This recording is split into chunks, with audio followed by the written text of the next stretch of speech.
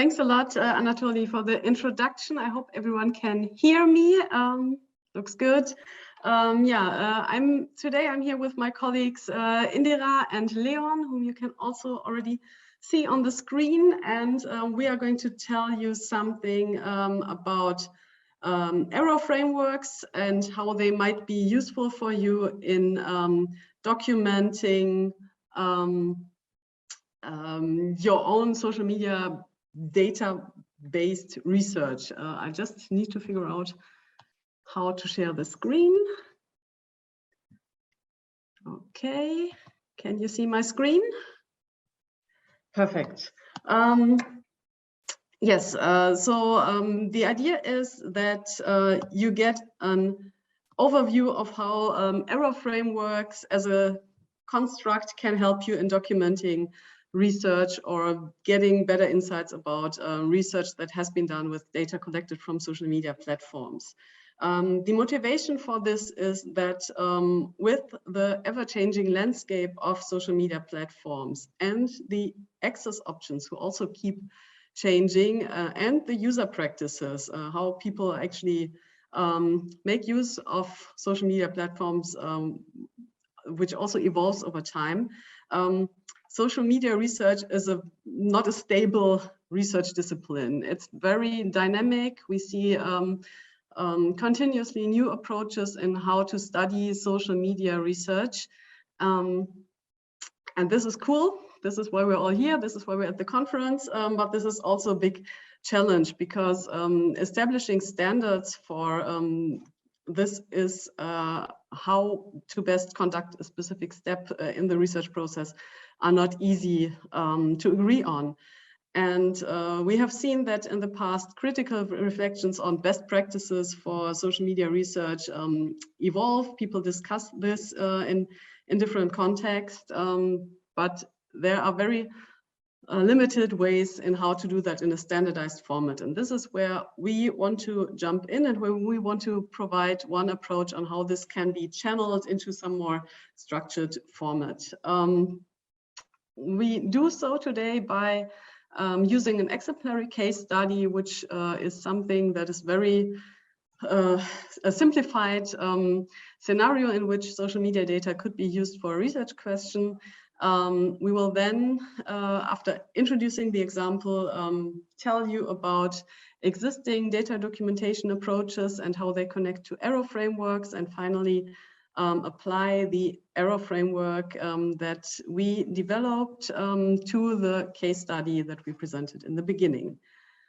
Okay, so the very, very simplified prototypical scenario would be, let's try to understand presidential approval from tweets. So this is something that has been done in the past in various formats, but we just, we don't want to take apart any specific study. We just want to use this as a thought example. And I now can you look at you in the audience for this case study. Let's assume we as a group of people now would want to set up a new research design, a new study that wants to understand presidential approval from tweets. Maybe anyone in the audience has ideas of what could be challenging in such an endeavor. For example, in terms of how do we actually operationalize presidential approval? What matches our view on what is presidential approval to tweets in the end? Or any thoughts on how should we collect the data? What pitfalls should we assume happening in our study? What type of analysis could we do, and where are again pitfalls when we use automated methods for that? Does anyone in the audience have an idea for any of these questions? Maybe starting with the first one. Please feel free to either type in the chat or raise your hand and speak out. Any thoughts on how could presidential approval, so the complementary question in a survey questionnaire could be, how do you view the performance of the current and president of a given state, and how this person is doing their job as a president. That would be an example. Could that be measured through tweets, for example? How could that be approached?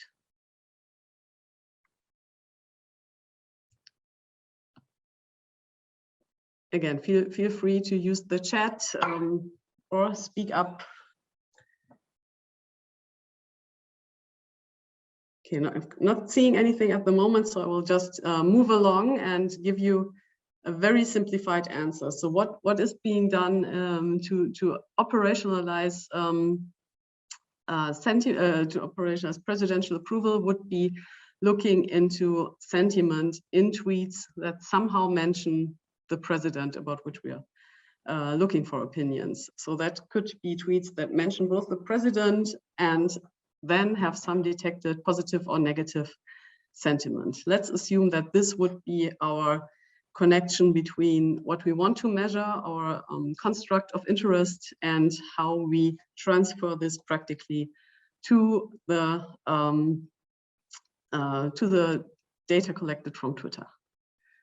How would we then actually collect the data, given that we now need tweets that mention the president about whom we want to look into opinions and the sentiment? So what would be the next step in our study design? What data should we actually collect? Does anyone have an idea on what pitfalls might be around the data collection setup?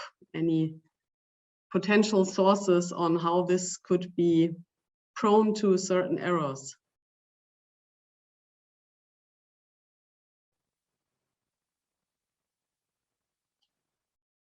So one thing that we could think about would be, should we start a keyword-based selection procedure? So should we look into all the tweets that mention the name of the president? Should we also consider maybe just the term president of state XYZ? Should we use maybe some certain nicknames that this person is being referred to? How do we select which keywords to choose? So this is the first source of potential errors in not changing the best possible selection of keywords as a starting point.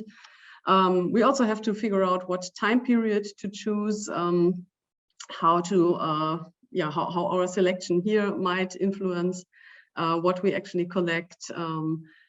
And we might want to think a bit about, should we impose any additional restrictions? For example, since two of the speakers in this session are based in Germany, let's assume we want the opinion about the current German chancellor.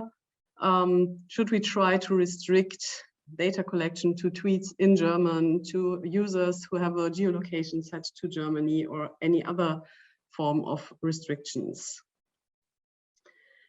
And this then connects to additional thoughts about pitfalls of using Twitter for this specific purpose. So for example, general thoughts on who actually is using Twitter, who is posting publicly on Twitter to express their opinion. What does this mean for our study design? How truthful are tweets and Twitter content in relation to expressed opinion and sentiments? Can we actually trust what people share as their opinions online, or would there be any other reasons why someone would post that does not equivalent a political opinion?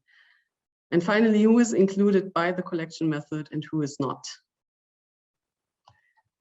Any thoughts in the audience about what type of analysis could we then do with this collected data? So we now have collected tweets about a person by using a specific setup of keywords for a specific time period.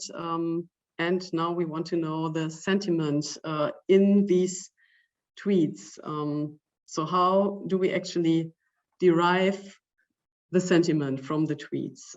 There are automated methods of different format in sentiments. Oh, and I'm now seeing a reaction in the audience, so let's look at that. Exactly. So we only get the data related to the terms we use. And there's an example of the hashtag Let's Go Brandon that has been used by a very specific community, by right-wing Twitter users for a very specific purpose. And this is something, some contextual information about a political situation in the US that we need to factor in order to keep the audience matching to our construct of interest. So in this case, exactly. So we have a highly relevant set of tweets of actors who use a specific politics-related hashtag, but they might not ever use the name of Joe Biden as the current president in that case. Therefore, our selection approach that we have just outlined would fail and would probably not collect these highly relevant tweets. This is an exact example of what we were looking for as a potential limitation, error, pitfall, however you might want to call it in that section. Thanks a lot for contributing that. The next comment suggests that yes, for sentiment, both positive and sentiments, we can turn to keyword-based approaches. There are different dictionaries that operate with lists of positive and negative related terms that could be used in this context. And all of them have their strengths and weaknesses and relate to additional challenges when applying them. For example, also in relation to what's on the slide at the moment, false positives and negatives, something that is not always detected, such as irony or other tones. It could also lead to cases where there is a positive sentiment, but doesn't necessarily relate to the person in which we are interested in that case. Okay, so you, I think, got the example. And oh yeah, very good point from another person in the audience. There might be very strong visual cues about sentiments, for example, through emojis, but maybe also through the use of other GIFs or other images attached to a tweet that we might miss in case we just focus on any text analysis, sentiment analysis based approach. So this is a very, very good point of a potential source of error or limitation in this specific scenario. Okay, yeah, I think you got the example. This is great. And I will now hand over to Leon, who will now move on to the second part in our tutorial and will explain to you what error frameworks and documentation approaches in this context are and how they could look like. Great. Thank you so much, Katrin, for this case study. Let me just try to share my screen with you. So after we've seen this bit of case study by Katrin, I think this didn't only serve to illustrate a typical research question that we might be looking at in research with social media data, but I think it was also quite illustrative of the research process in general. So we've seen how different steps at this research process might lead to different outcomes depending on the design choices that we do along the way. And this oftentimes leads to very individual research processes where not one research process looks alike with another one. So you are faced with a lot of decisions that you have to do basically when doing that type of social media research. And this then for us leads to a big need for a systematic documentation. And the way that we think, or that we like to think about it, is in using data documentation approaches and error frameworks for us to help us structure and guide these research processes. And this is why we chose the topic of today's tutorial, because we wanted to show how you might use these data documentation approaches and error frameworks to first pinpoint the important aspects that need to be considered when doing that kind of research, then to advise on potential pitfalls and show how the different decisions that you're faced with might lead to different outcomes and different biases that might end up in your final data collection. And then finally, we want to highlight how these different approaches help you in focusing on what needs to be focused on, what needs to be documented, and what needs to be avoided and mitigated when doing research with social media data. So, as already mentioned, these data documentation approaches and error frameworks already exist in different disciplines and with different specifications for different types of data and so on. And today we want to show you one way of combining these different approaches into one comprehensive framework for social media data. So starting with data documentation approaches, for us, they are a great way to increase the transparency, reproducibility, and accountability of research processes. So this is what we would consider the overall goal of using data documentation approaches.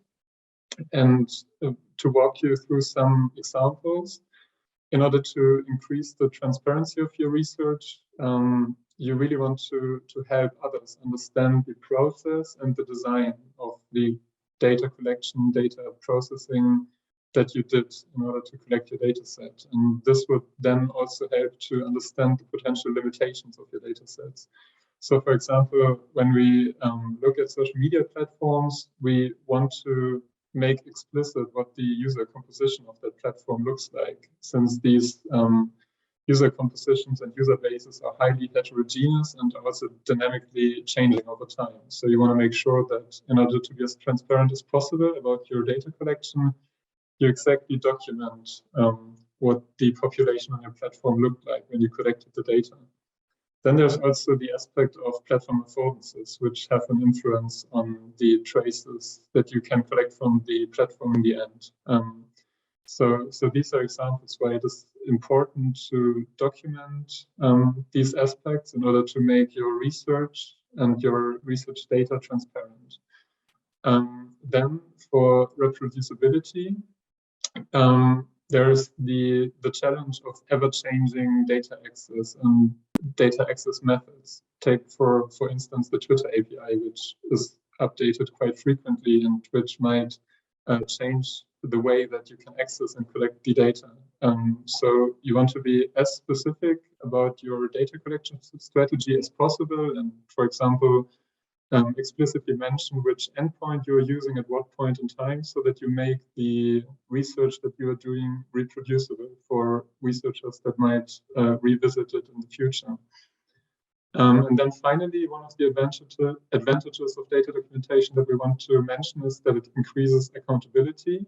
And this is connected to the increasing size and complexity of the data sets that we are collecting and the models that we are building on top of them. And as the size and complexity increases, it also becomes increasingly important to document the exact contents of those data sets, so that you at least create a sense of accountability, so that researchers have to kind of explicitly document their decisions in order to understand aspects like ethics and privacy connected to these data collections. So after talking about these advantages of data documentation, let's look into some of the existing approaches. So among the earliest specialized data documentation approaches is the data statements for natural language processing paper presented in 2018. This one is explicitly crafted for natural language processing data sets, and it helps in mitigating scientific and ethical shortcomings of imperfect data sets, where, as has been quite the focus of some discussion in the past, these data sets used to train, for example, language models have issues with representativity, the inclusion and exclusion of certain user groups, and then also generalizability. And these are all aspects that are covered in this documentation approach. Then another example is the dataset nutrition label, which has a first generation presented in 2018 and then a second version of that presented in 2020. And this one focuses more on automated decision-making systems. So this is more on the deployment side of machine learning models, and then helps to understand and manage the biases arising from the underlying data sets. And the idea here is that it's to be understood analogous to nutrition labels in food, and it then highlights the ingredients of data sets, like the important aspects and characteristics, and it thereby also considers the context, the content, and the legibility of the data. And this one has a very strong focus on both qualitative documentation questions, so asking for the reasons behind specific decisions in the data collection process, and also offering more quantitative summaries and overviews of the resulting data sets. And then finally, you might already have been waiting for this one to be mentioned, the Datasheets for Datasets publication, which was first introduced in 2018 and then finally published in 2021. And I guess this would be considered the most well-known and impactful of these data documentation approaches. This is specifically designed for machine learning data, so data that we might use for training and testing machine learning models. And what it tries to do is to increase the transparency and accountability of data set and data creations. It wants to help mitigate unwanted biases in the models that result. And it thereby facilitates reproducibility and helps inform dataset stakeholders about the contents of the documented dataset. So this is the data documentation, data sheet side of things. And as mentioned at the beginning, we also took another perspective that we wanted to bring together with the data documentation approaches. And this perspective is error frameworks. Error frameworks are quite established in the more quantitative social sciences, and most noteworthy in survey methodology and measurement theory. So this is where this whole error framework idea originates from. And what these error frameworks do is basically give a structured reflection of the research processes. So it reflects on errors that might arise due to issues with data availability, with platform effects, and with researchers' design decisions. And another very important role that these error frameworks play for research communities is that they provide a common vocabulary. So by giving this comprehensive and structured view on the data, on a specific issue, these error frameworks allow researchers coming from different backgrounds and from different communities working in different areas to come together and discuss the different shortcomings and challenges associated with their particular research processes.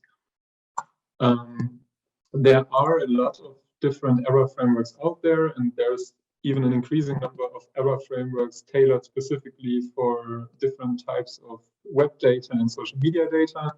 But the one error framework that we want to focus on today was actually presented by my colleague Indiga and my colleagues Indiga and Katrin and their colleagues at the time.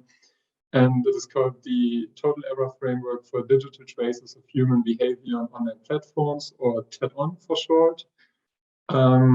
As we can see in the diagram on the right, it is constructed around the abstracted research process from the very beginning, with the whole issue of defining the construct that we want to study in a research study, up to the very last step, which is then the data analysis and arriving at the final results. And the TED-ON now takes this whole process and identifies different steps along the way. So as already mentioned, we start with the construct definition, then we have to choose a platform that we want to base our study on. We then have to collect our data, do some pre-processing before being able to do the final analysis. And it not only identifies these different stages of the research process, but it also identifies and associates different types of error with these stages. And as you can also see in this graphic, the errors are divided into two basic categories. On the left-hand side, you can see measurement errors. And these are all sorts of errors that are associated with the calculation of the construct of interest from the data set or from the data. And then on the right-hand side in blue, you can see the representation errors. And these are errors corresponding to a mismatch between the target population that you want to investigate in your study and the population that you have actually included in your data set.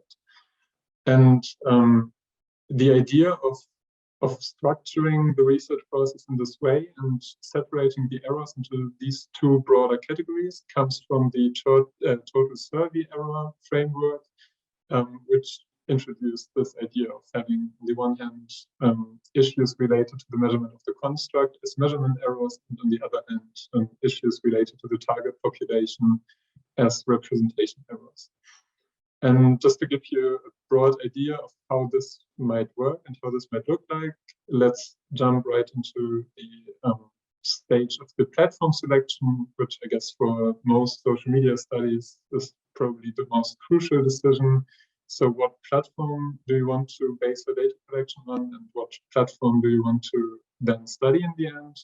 And here on the left-hand side, as an associated measurement error, we see the platform affordances error. And one thing that we might look at here is how the characteristics of the platform influence the traces that we are able to collect in the end. And things to look out for here are aspects like social cultural norms. So for instance, how might the terms of service or the moderation practices of the platform shape the data that we can collect? So basically, how do these things influence the way that people treat? And things like the platform design. So for instance, Twitter has this 280 character limit, which at some point was increased from a previous limit of 140 characters. And this is one example of a design decision of the platform that for sure has influenced the way that people interact on the platform, that they tweet, and that they in the end produce these traces that we are interested in collecting and studying. And then on the other hand, looking into the representation error side of things, we have the platform coverage error. And this error is looking at the user base of the platform and how that differs from the target population of the study.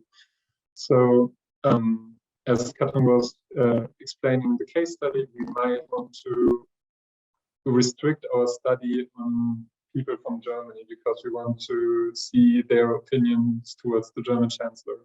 And if we do so, we have to take into account that the platform most probably is no accurate representation of the German population. So we have to look into what sort of people are active on the platform and how that might even change over time. So these are things that you're interested in looking at for the platform coverage error.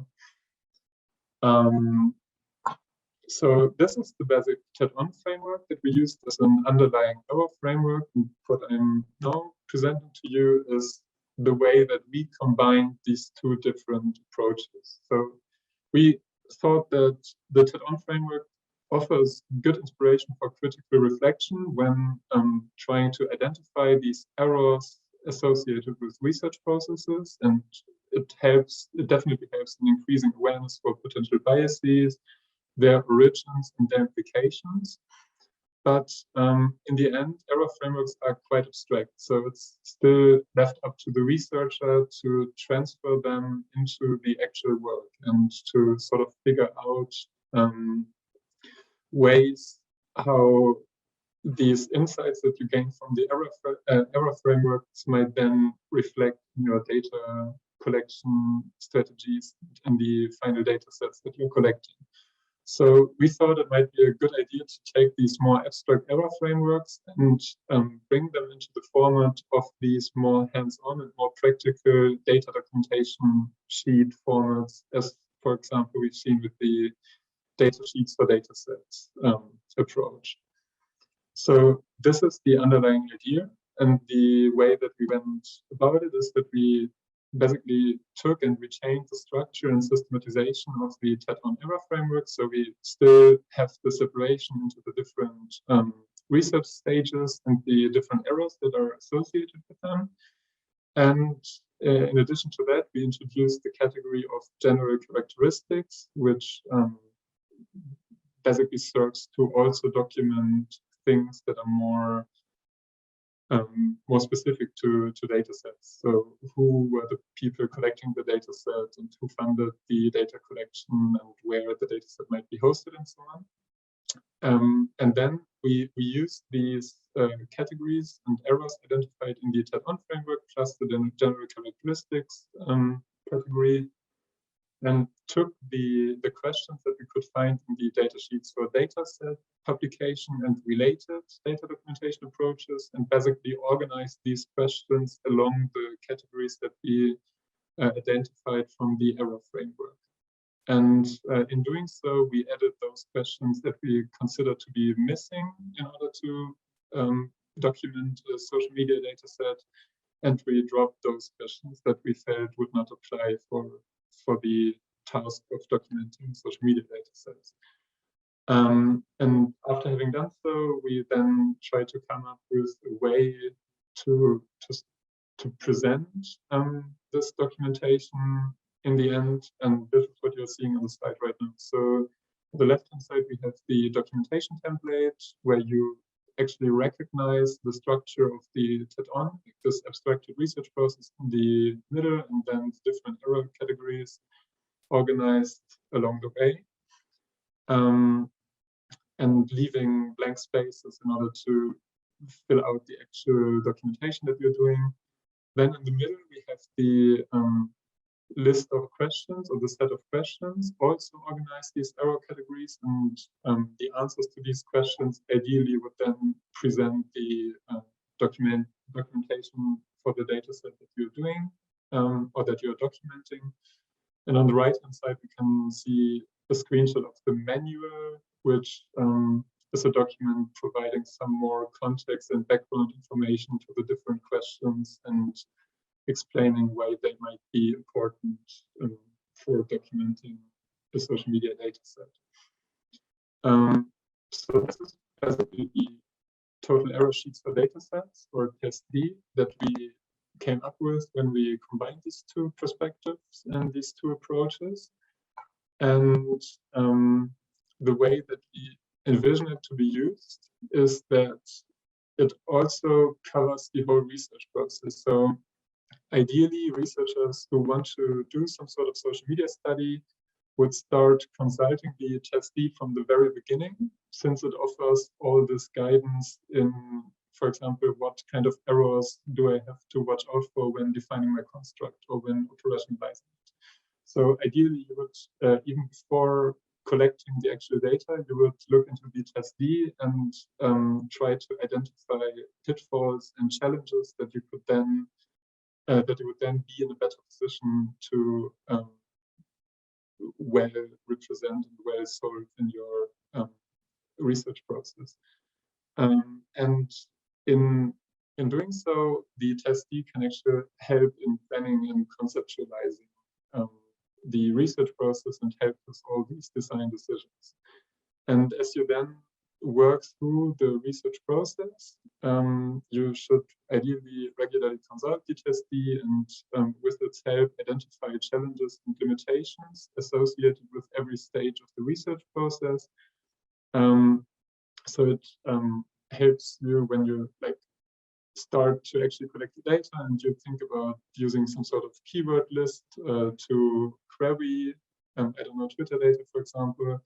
You could then check the TESD and see what sorts of errors you might incur when not properly choosing your keyword list, as already discussed and brought up as an example earlier in the case study.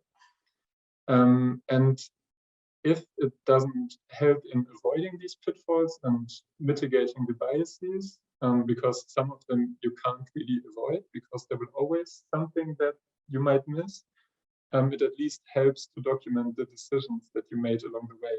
So it helps to document what led to these biases in the end. And ideally, in the end, you would not only have produced the data set from your research process, but you would also have a documentation sheet, which you could then host and publish together with your data set. And this would then allow for the kind of twofold benefit that we see for the TESD approach, in that it first offers guidance and structure for the reflection process of researchers when collecting and creating a data set, and then also for other dataset stakeholders, for example, other researchers interested in reusing a dataset, or maybe even reviewers looking into a study and the associated dataset. They could consult with documentation that you created for the dataset to get a quick overview of the dataset's characteristics and its limitations. And this would, in the end, help to facilitate and allow for a better informed decision making when trying to judge whether a dataset is suitable for your purpose or not. And with that, this sort of introduction to the 12 error sheets for dataset comes to an end. And after all these remarks on the background and the potential benefits of this approach, I would very much like to hand over to Indira, who will then show you what this might actually look like in practice. Thanks. Great, thanks a lot, Leon. So I'm going to take over now and discuss how we can see TESD in action with the case study that Catherine introduced before. So let's see if my presentation works. So you should be able to see the full screen now. Okay, yes. Great. So before we get into the errors, I just wanted to quickly recap the discussion that we had and about some of the salient points that you made in the first part of the tutorial. We discussed specifically some data collection pitfalls, such as hashtags that don't contain the precedent's name, as well as issues during data analysis, such as the presence of visual elements like emojis or memes.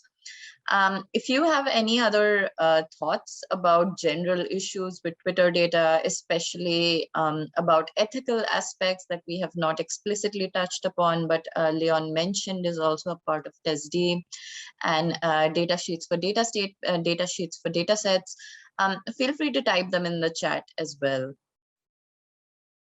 So using error frameworks for documenting pitfalls is a relatively recent idea, but as Leon mentioned, error frameworks have been around in the quantitative social sciences for some time, especially in survey research, and it's an excellent tool for facilitating reflection about about a researcher's design choices, as well as aspects of the data.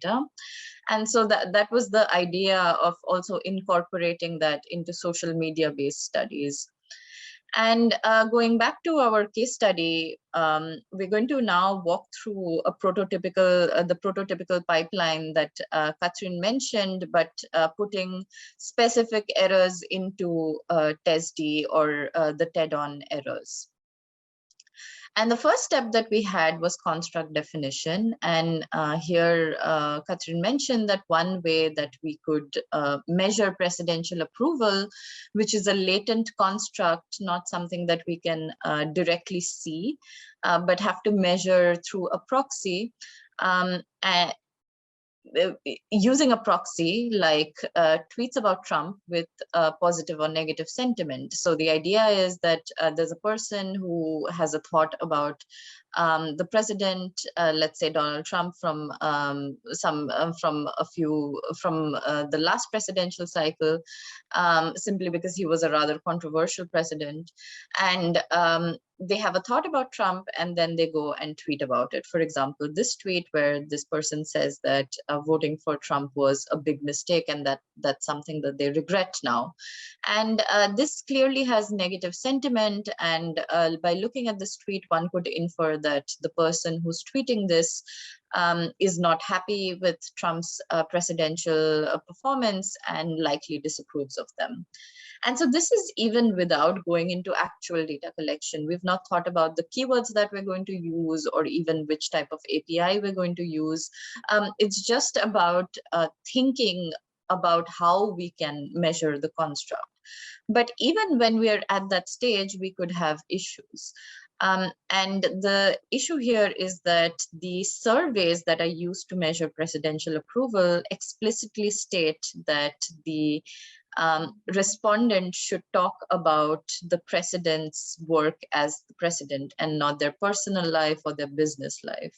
But if we define our measurement as tweets about Trump with positive or negative sentiment, they could also include other aspects of his life outside the presidency, for example, his family life, or his previous business dealings. And that already gives us a mismeasurement of the construct and runs into an issue of validity. So yeah, here is the survey question that explicitly covers the job as a president aspect. And the first error that we end up with is the insufficient linkage between a clearly defined construct of presidential approval and the measurement that we envision for it. And this would be one of the first errors that we would include into testing. The next step is choosing the platform, which, as Leon said, is a very important step. And for this use case, we focused on Twitter, but some people might want to do multi-platform studies as well. And platform affordances are a big problem. And this is actually one of the specific problems of social media data or digital trace data compared to surveys, where you don't really see the platform's effects per se. You can have like certain survey effects, for example, how you choose to survey a person, like face-to-face or via writing, but you don't have recommendation systems on the platform affecting how people behave, or community guidelines affecting how people behave. And on Twitter, Twitter has a very particular idiosyncrasy, which is the 280 character limit.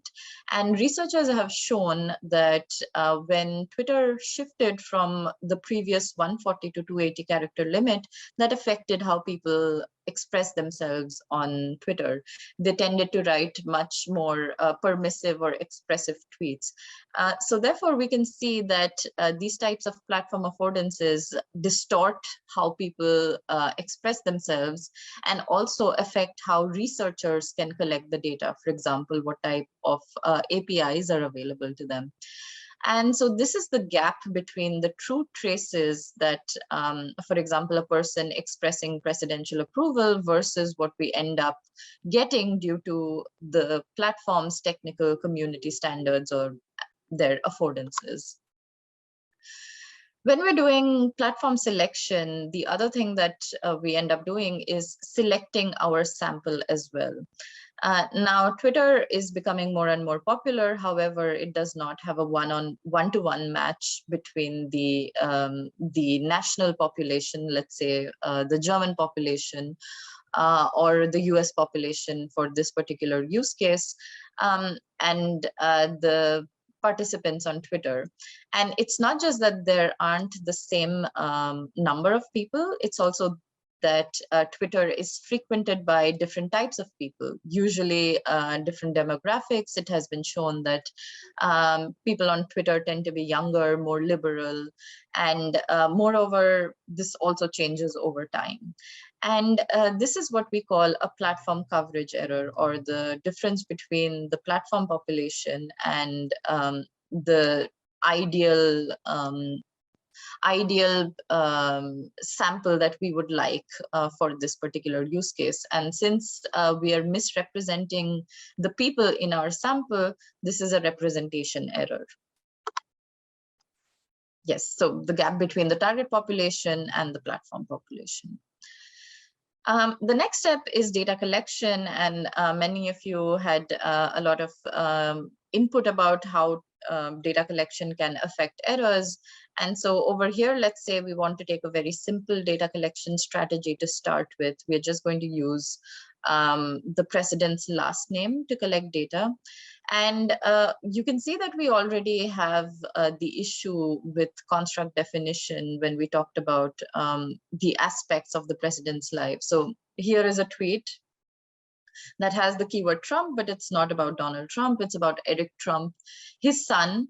And though this one could say that controversies related to Trump's family also affect his presidency and his image, they're not directly talking about his performance as a president.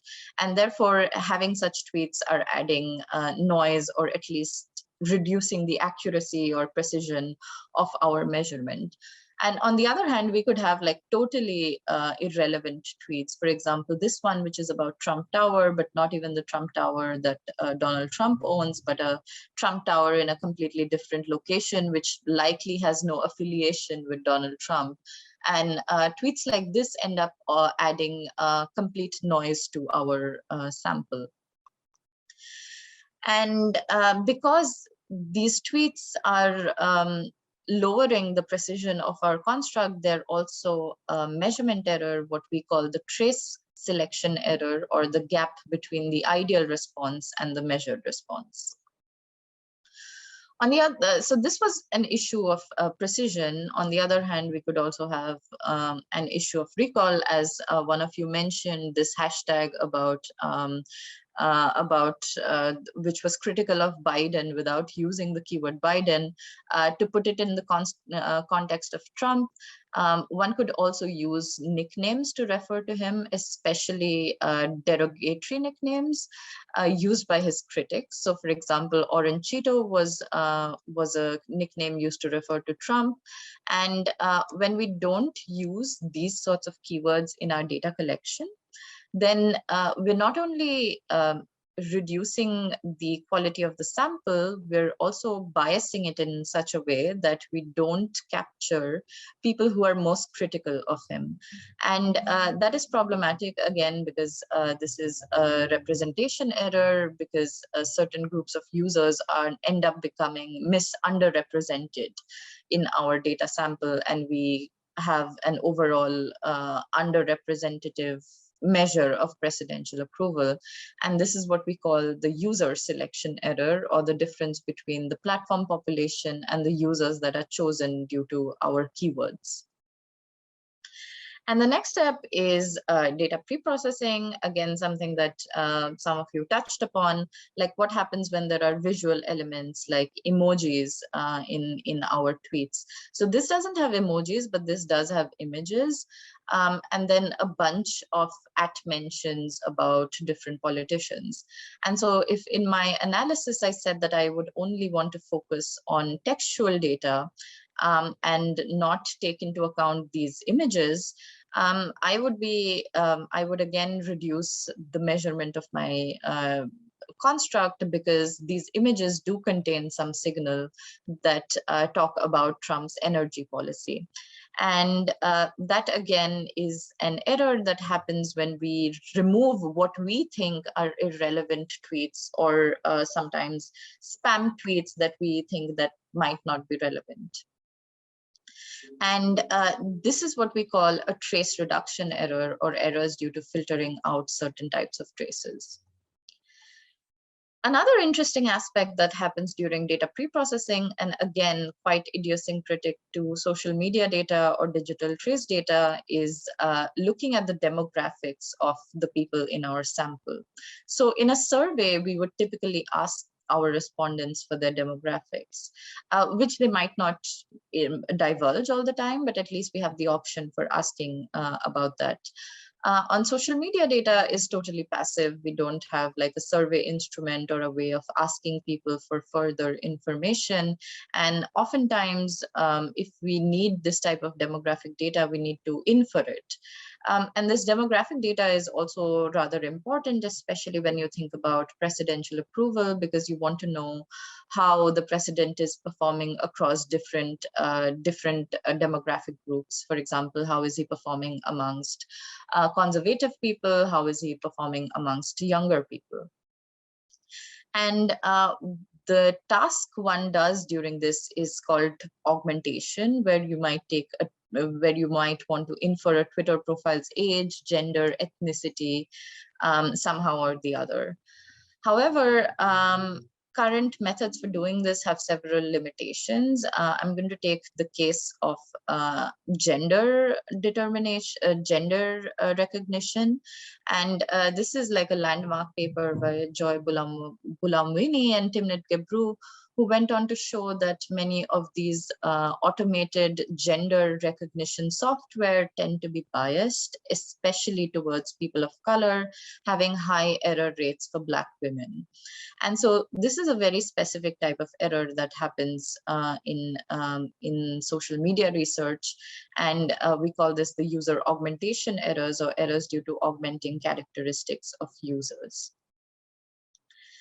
And another step during data pre-processing is, again, removing spammers. But in this case, instead of removing spam tweets, we might want to remove users who are not relevant. So these could be bots, for example.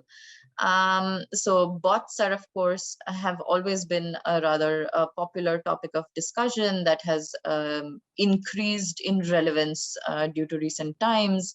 But I want to highlight that, and something that maybe has become clearer as due to recent events, is that determining what is a bot as well as the prevalence of bots is very difficult. And this paper, I find it quite interesting because it says that when people tend to disagree with another account's opinions, they often label that as a bot. So detecting bots is tough, even for people. And we can easily make errors due to filtering such type of users out. And this is what is called user reduction error in this case. I'm just going to quickly pause and look at the chat. Racist bots, yes, for sure, or other types of bots. Okay. And then the final step is data analysis, which is something that many of us do. And again, this is something that's done for survey data as well as digital trace data. But for social media data, given that we have like several rounds of responses from the participants. So for example, a person can tweet about Trump in a day at least, like, let's say 5 or 10 times, and some of them might have different opinions. So how do you aggregate that? You could count the normalized positive words in a day, the ratio of positive or negative words per tweet, add all the ratio of all tweets in a day. And research has shown that these different types of aggregation methods lead to different measures of approval. And so we need to be sure about what we are exactly measuring and define the measurement in that way.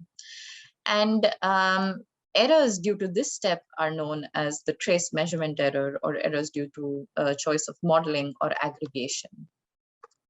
So I couldn't cover all the errors that we have in the TESD or the TED-on framework because of lack of time, especially because some of these errors are also quite specific and not for this use case. But I encourage you to check out our documentation template for the TESD. I can put a link to the chat for all the different things that Leon mentioned that we've put together for the TESD, which includes these documentation templates as well as a manual that describes the different errors as well as their examples. So to wrap up, these error frameworks can help us identify sources of errors due to data as well as the researchers' design choices, and more importantly, help us communicate and document errors. And before we end this session, I just wanted to give the participants a chance to chime in as well about the lessons that you've learned from the tutorial so far, and whether you can apply some of these documentation templates to your own research, whether there are questions that have not been covered, aspects that have not been covered. Let us know. We're very happy to hear your input, not just during this tutorial, but later as well. If you want to try out the documentation sheets yourself, that would be fantastic. And please feel free to reach out to us if you have any questions or comments. We'd love to hear from you.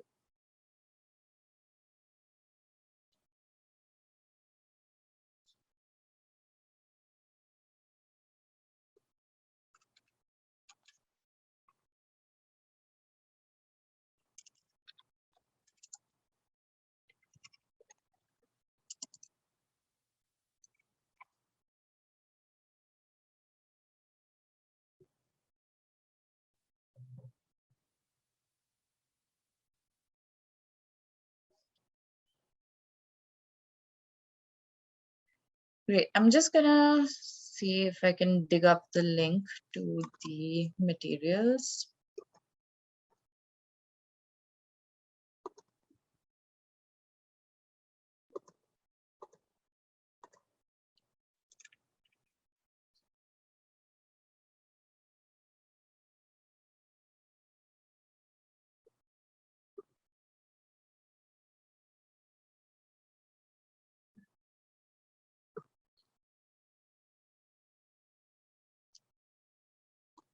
Great.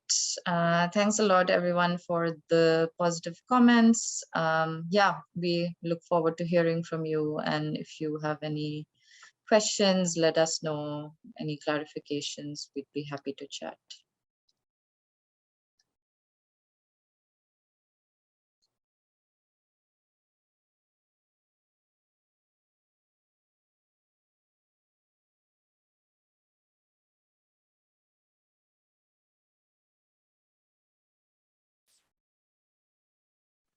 Also not seeing any spontaneous questions. So maybe I also would like to ask you again if there were any aspects that maybe you have thought in the first part of, but maybe didn't mention it, and then try to put them into the third part as a practical application. Anything that you were missing, maybe?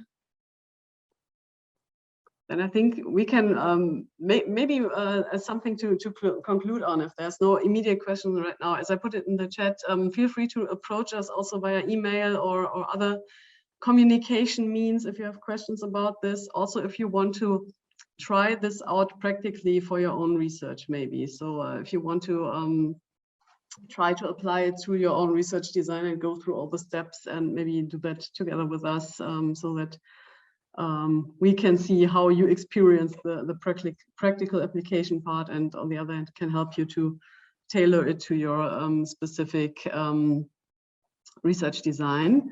There is now so there's one question, so I think the traditional ones that Leon and Indira mentioned, the traditional error frameworks from the social sciences, basically focus on quantitative social science approach. So a lot of that is targeted on survey research. I think in our context, what we're currently doing is we're also considering mainly cases where you would collect social media data from a platform to quantitatively, automatically look into large-scale data sets. It would be really interesting to see what maybe different paths might occur for a purely qualitative social media studies. We already know that it's also some of the concepts that we defined do not apply for very, let's say, online ethnographic types of studies, where you actually look into the platform as your habitat sort of thing where users interact, and you want to understand the nature of the platform, then also some of these paths might be quite different. So I think the prototypical application would be for large-scale data analysis collected from social media platforms in a, let's call it, quantitative sense. But often studies are not purely quantitative in our field either, so there might be specific elements to it that also have some qualitative touch, and so that's okay, great. Other questions?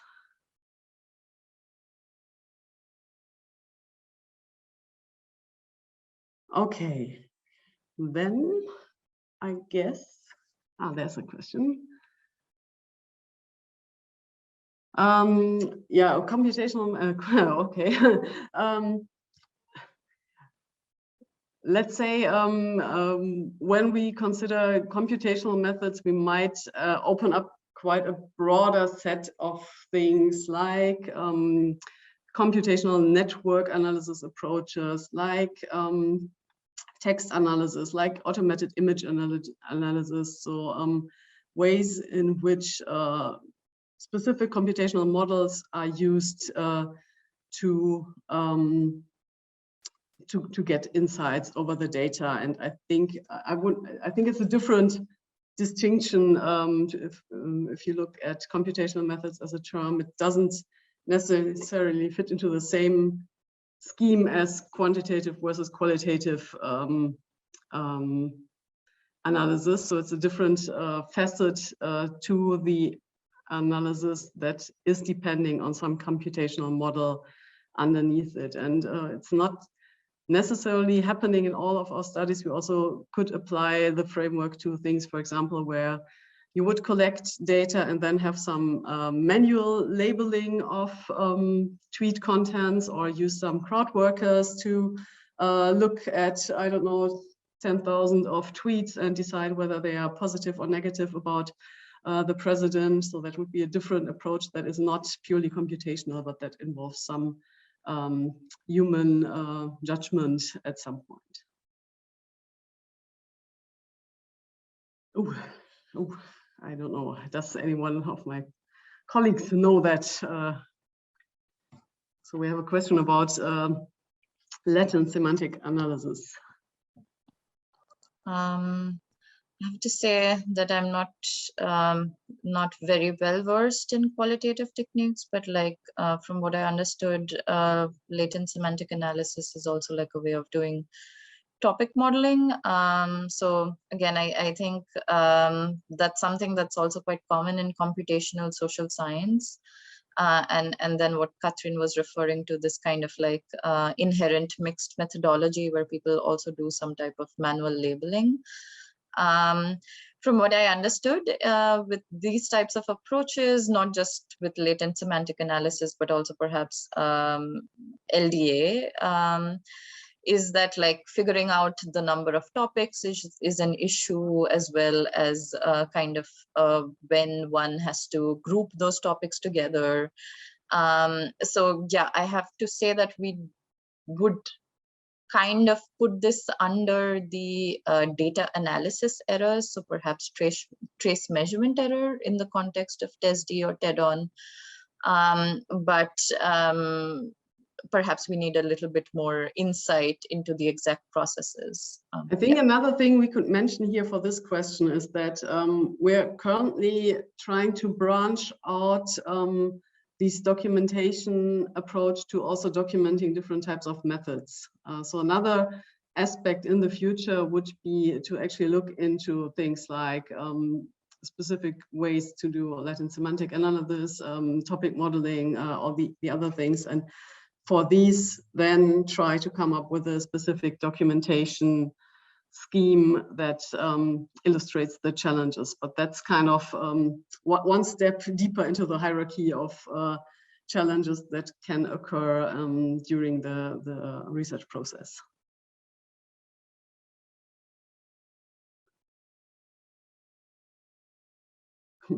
Okay, so the next question is about finding out unlawful content from audio and video. Okay, so that, I think that has at least three challenges that I'm not super familiar with.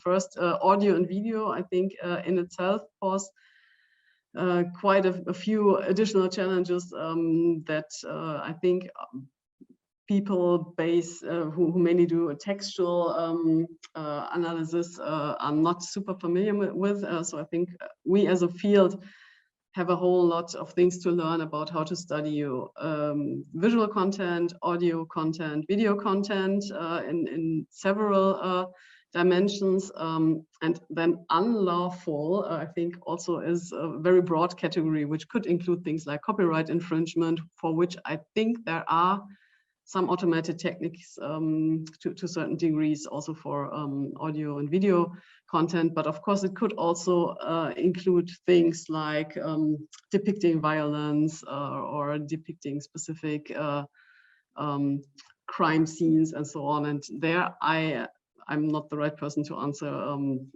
how far we are in detecting these things automatically at the moment. I assume there's quite a lot of challenges related to that, both technically and conceptually, in order to kind of from a legal perspective determine what unlawful. It also changes depending on which country you're at and so on.